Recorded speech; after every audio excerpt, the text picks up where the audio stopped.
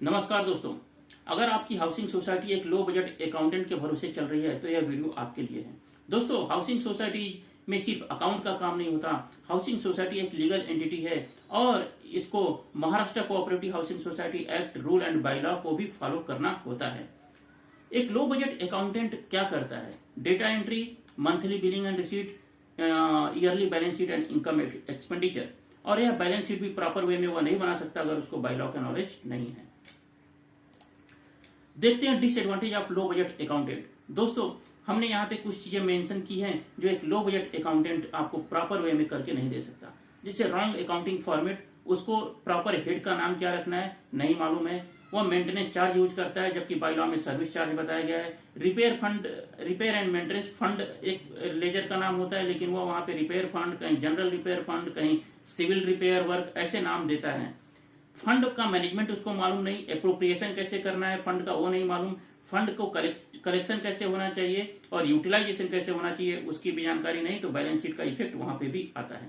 Audit के objection and O form के बारे में उसको जानकारी नहीं होती और वह ईयरली सबमिट नहीं होता रजिस्ट्रार के ऑफिस में, जिसकी वजह से बहुत सारी हाउसिंग सोसाइटी डिजॉल्व भी हो जाती है और मैनेजिंग कमेटी के ऊपर फाइन भी लग जाते हैं। उसको जो है कि फ्लैट का सेल रीसेल के केस में ट्रांसफर कैसे करना है, आईजे रजिस्टर में अपडेट कैसे करने का है, in case of death, resale या तो गिफ्ट डीड।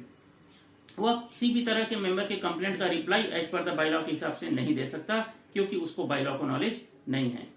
एजीएम, एसजीएम और एमसीएम के क्या रूल हैं, नोटिस और एजेंडा कैसे बनेंगे, मिनट्स कैसे ड्राफ्ट होगा, सर्कुलेशन कैसे करना चाहिए, इसकी जानकारी नहीं होगी और वह आपको इस सब चीजें के बारे में हेल्प नहीं कर सकता।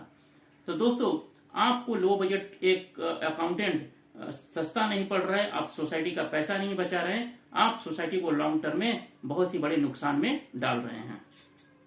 अगर आप एक सीएचएस एक्सपर्ट हायर करते हैं तो यह सीएचएस एक्सपर्ट न कि आपका accounting auditing as per the bylaw के हिसाब से करके देगा, बल्कि बाकी सारे जो कंप्लायंसेस है उसमें भी आपको पूरी तरह से हेल्प करेगा। आपको उसको सपोर्ट करना है, जो भी डेटा और रिक्वायरमेंट है वो आपको उसको प्रोवाइड करना है। आपके आईजे से रजिस्टर हो, ट्रांसफर का केस हो, डेथ का केस हो, गिफ्ट डीड का केस हो या प्रोविजनल मेंबर के किसको बनाना है, कैसे बनाना है, नॉमिनेशन कैसे करना है, एसओपी एंड चेकलिस्ट क्या होना चाहिए शेयर सर्टिफिकेट के केस में, रीसेल के केस में, और मैनेजिंग कमेटी का जो इलेक्शन है वह कब करना है, कैसे करना है, उसके क्या रूल है। ये सारी चीजें आपको वो एक एक्सपर्ट की तरह गाइड करेगा और आपकी सोसाइटी को 100% कंप्लायंस फुलफिल